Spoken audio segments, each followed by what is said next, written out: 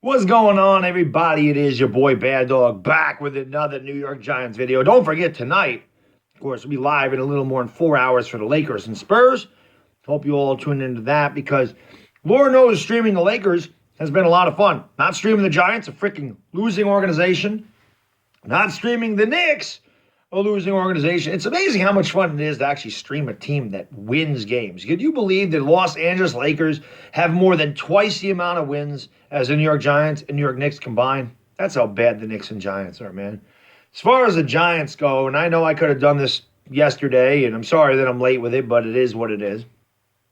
I mean, there's not really much to recap, okay? The New York Giants just find ways to lose games week in and week out. They suck. They suck. I mean, there's just no ifs, ands, or buts about it. They find ways to lose. Whether it's Daniel Jones fumbling, which people are going to say, oh, Daniel Jones fumbled again. Daniel Jones fumbled again. He fumbles all the time. I know, because there's so many quarterbacks in the league that when they wind up to throw the ball and Khalil Mack comes in blindside and hits their hand, they're going to hold on to it. We all know every quarterback except for Daniel Jones wouldn't have fumbled that ball, of course. Well, the Daniel Jones haters are going to point to that. Let's not point to the fact that Daniel Jones threw 2 touchdowns and no interceptions against one of the best defenses in the league. And let's also not point out the fact he's thrown 11 touchdowns and 1 interception over his last 4 games. He's got a chance to break the rookie passing touchdown record. Let's also forget the fact that he has just as many touchdown passes as Carson Wentz, who's played 2 more games than Daniel Jones. He's had more passing touchdowns than Jared Goff. With no Wentz and Goff, first 2 picks in the 2016 draft on far superior teams than Daniel Jones. But we'll blame Daniel Jones for the fumble. Of course we will.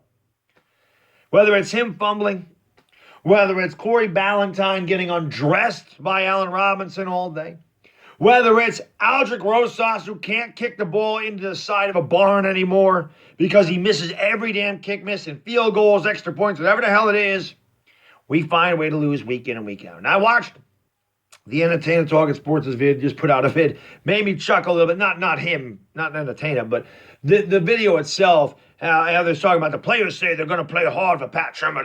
They're going to play hard for Pat. You will never, ever, those articles always make me laugh. You will never, ever find a player to go, I don't like the head coach, I'm not playing for him.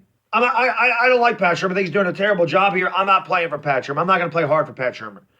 If a player ever came out and said that, whether they're thinking it or not, that'd be the end of their career, because what head coach would want to take on a player that disrespects the head coach, verbally in public?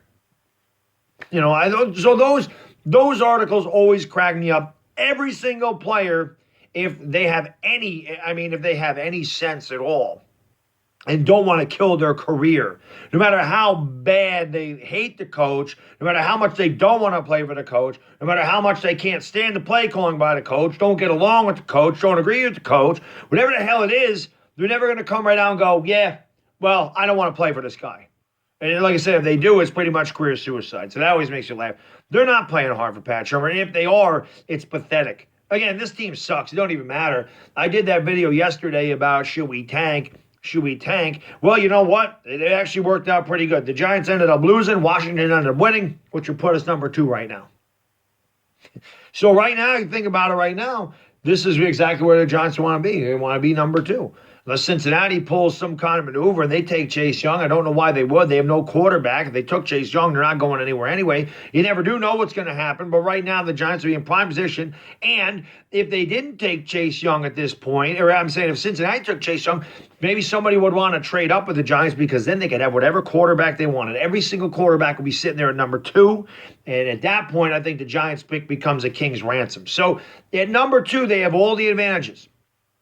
If you want to look at some kind of silver lining of them losing, there it is. Okay, I'm sick of it. I've talked about this till I'm blue in the face about everything. How sick I am of losing. It's just pathetic at this point that they're 7-20 under Pat Shermer. James Betcher's defense is completely lost out there. They're getting burned left and right. They don't know what the hell they're doing. They're going against Mitch Trubisky. The Bears had one freaking game this entire season where they had over 300 yards. They're the only team in the NFL that only had one 300-yard game. How bad is that offense, that an offense can only have 300 yards in one game this year?